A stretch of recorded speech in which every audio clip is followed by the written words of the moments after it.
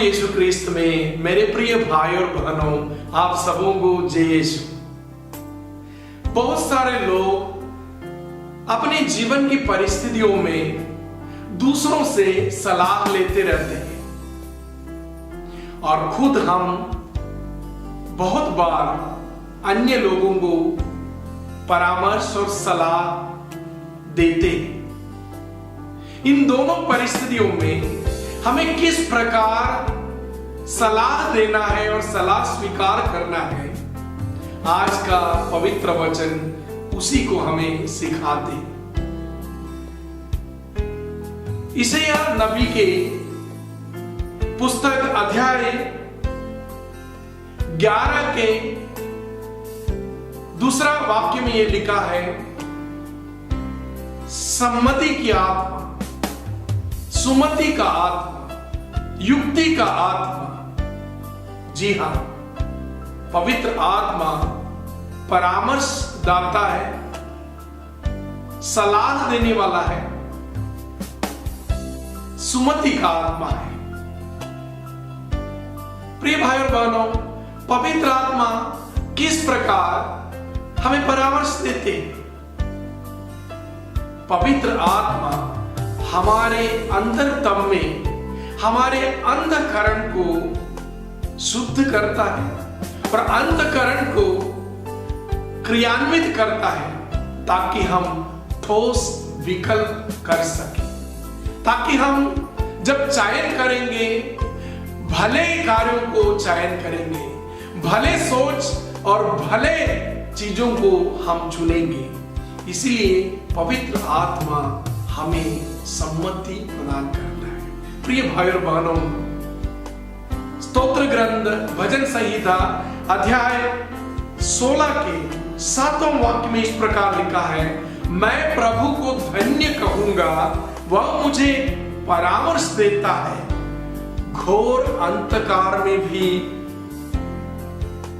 मेरा हृदय मुझे चेतावनी देता है। घोर अंधकार में भी मेरा हृदय मुझे चेतावनी देता है।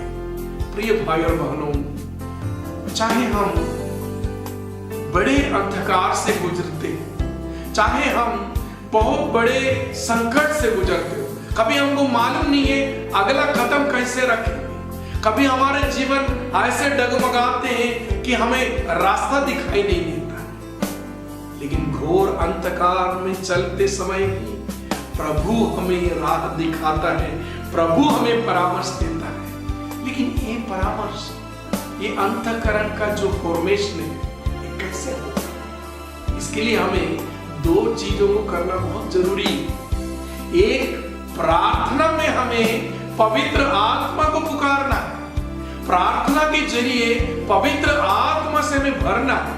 जब पवित्र आत्मा हमारे बीच में रहेंगे तो हम उनकी आवाज को सुनेंगे, वह हमारे अंतःकरण को ठीक बनाएगा। दूसरा, पवित्र वचन को सुनना है, पवित्र वचन से दिल दिमाग को भरना है और पवित्र वचन को हमारे राह की ज्योति बनाना है, तब हम पवित्र आत्मा की बातों को सुनेंगे।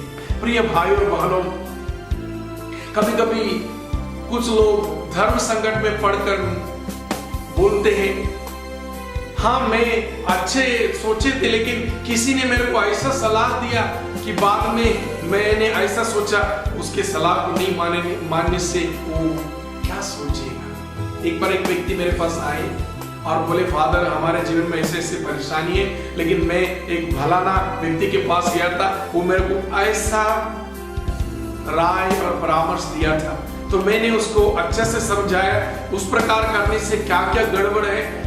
उसके बाद उसने कहा, ये ठीक है अभी फादर आप जो बोल रहे सही है, लेकिन मैं अगर उसकी बात को नहीं मानेंगे तो वो क्या सोचेगा, उनके साथ मेरा संबंध टूट जाएगा। प्रिय भाई और बहनों, क्या आप अन्य लोगों के परामर्श और अन्य लोगों के सलाह के ऊपर अपने जीवन बिताते हैं, या पवित्र आत्मा, पवित्र वचन और प्रार्थना के जरिए अपने अंतःकरण की आवाज को सुनते?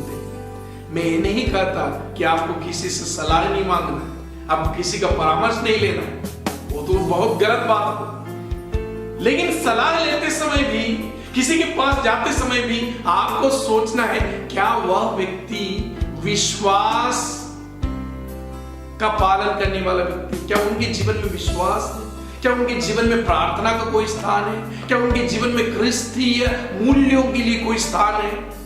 अगर ऐसा नहीं है तो आप कोई भी दुनिया के व्यक्ति के पास जाएंगे, बिल्कुल आपका जीवन फिर अंधेरे में चले जाएगा। आपका डिसीजन आपका अंदर नहीं, आपका जो सोच और आपका व्यवहार गलत हो जाएगा। इसलिए जब परामर्श लेने के लिए जाते हैं तो भी आपको सोचना है, क्या पवित्र आत्मा से अभिषिक्त लोग हैं, पवित्र आत्मा के प्रेरणा से जीने वाले लोग हैं, ऐसे लोगों के पास जाएंगे। और आपके पास कोई परामर्श लेके आते हैं तो आपको भी बोलना है, आप रुकिए, मैं थोड़ा प्रार्थना करूंगा, मैं आपकी बात को परमेश्वर के सामने रखूंगा, मैं उसके बाद परमेश्वर से परामर्श लेते हुए आपको मैं रास्ता बताऊंगा। कभी कभी हम खुद परमेश्वर बन जाते हैं, हम राय देते हैं बिना प्रार्थना करके, बिना सोच के, फिर हम भी दूसरे को अंधे को राह दिखाने से क्या होता है। प्रिय भाई और बहनों, इसलिए आज प्रभु हमें सिखाता है, पवित्र आत्मा सम्मति का आत्मा है, सुमति का आत्मा है, युक्ति का आत्मा है, सलाह देने वाला है, परामर्शदाता है। उसी पवित्र आत्मा को हमारे जिंदगी की परेशानियों में जब कभी हम ऐसे सोच में पड़ जाते, मैं क्या करूं, आप पवित्र आत्मा से बिल्कुल सलाह लीजिए। आइए हम प्रार्थना करें। धन्यवाद देते हैं प्रेमी पिता, स्वर्ग और पृथ्वी की सृजनहार, सर्वशक्तिमान, सभी चराचरों को चराने वाले, सबको संभालने वाले परमेश्वर पिता। कभी कभी हम अज्ञानता में, अंधकार में क्या करेंगे बोल के हम भटकते हैं प्रभु। हम सलाह लेने के लिए दुनिया में लोगों के पीछे भागते हैं, लेकिन प्रभु आप सबसे बड़ा परामर्शदाता, सम्मति का आत्मा है जो हमारे हृदय में निवास करते हैं। प्रभु जी हमें सिखाइए, प्रार्थना और वचन के जरिए हम आपकी आवाज को, अंतरतम में जो आत्मा की आवाज गूंजते हैं, उसको सुनने पाए और उसके अनुसार कार्य करने पाए।